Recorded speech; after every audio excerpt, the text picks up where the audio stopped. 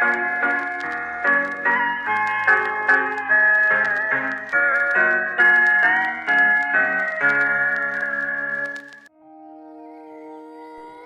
kwentong ito ay tungkol sa isang pamilya kung saan masusubok ang kanilang pananaw sa sexualidad at dignidad ng isang anak.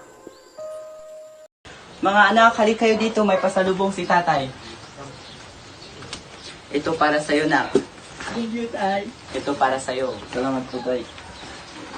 Asan yung ate ninyo? Ito po sa'yo, anak. Bistida po, tay. Sana pagkain na lang yung mangga. Sige, sa susunod na lang yung mangganak. Sige po, tay. Thank you. Hay, nako. Ano ba to? Nahihilo ako. Matulog na nga lang ako. Sa paglipas ng mga araw ay hindi pa alam ni Precious na siya ay buntis, hanggang sa hindi siya niregla ng 2 buwan at siya ay nagpa-check up at dun niya nalaman na siya ay buntis. Ha? Buntis ako? Dapat hindi ito malaman ni Inay at Itay. Bahala na natin.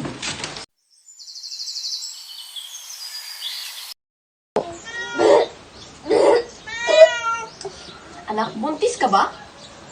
Ano pong tanong yan, Inay? Hindi po. Anak, ang ayaw ko sa lahat yung sinungaling. Opo, Nay. Buntis po ako. Ano? Buntis ka? Sino ang ama? Ang nobyo ko po, pinilit niya po ako at pinagbantaan kong hindi ako papayag, papatayin daw po niya ako. Hayop na yon? Anak, bakit ngayon mo lang ang sinabi? Nay, natatakot po ako. Hindi ka dapat matakot dahil pamilya mo kami.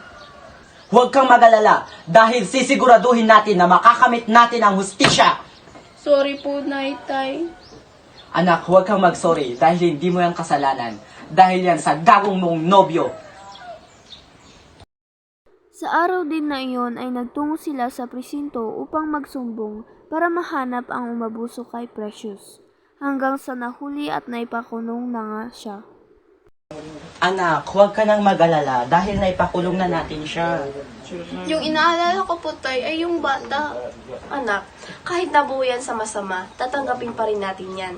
Tama ang nanay mo dahil yung batang yan walang kasalanan. Salamat po sa inyo, Nay, Tay. Anak, ang pamilya mo kami at ang pamilya ay nagtutulungan.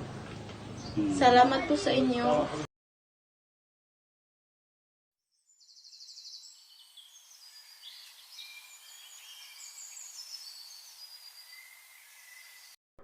Isang araw, habang nanonood sina Clarence at Audrey ng mga malalaswang video sa kwarto nila, ay nahuli sila ng kanilang tatay. Tignan mo to, pre. Ang ganda at ang galing pa niya. Oo nga, no? Anong ingay yun? Matignan ko nga. Anong ginagawa niyo mga anak? Wala po, tay. Anong wala? Narinig ko kayo Mga anak, ang babata niyo pa para sa ganyang bagay at wala kayong matututunan dyan. Dapat inaalanan ninyo ang pag-aaral ninyo. At baka mamaya malaman ko na naging tatay na pala kayo at ayokong mangyari yon sa inyo dahil gusto kong makapagtapos kayo ng pag-aaral. Naiintindihan ninyo? Opo, tay. Pangako po namin na mag-aral kami lang mabuti, tay. Siguraduhin nyo lang at iwasan nyo na ang panunod ng mga ganyan, ha? Opo, tay. At huwag kayong gagaya sa nobyo ng kapatid ninyo. Dahil kapag kayo ay nakabuntis, lagot kayo sa aking dalawa.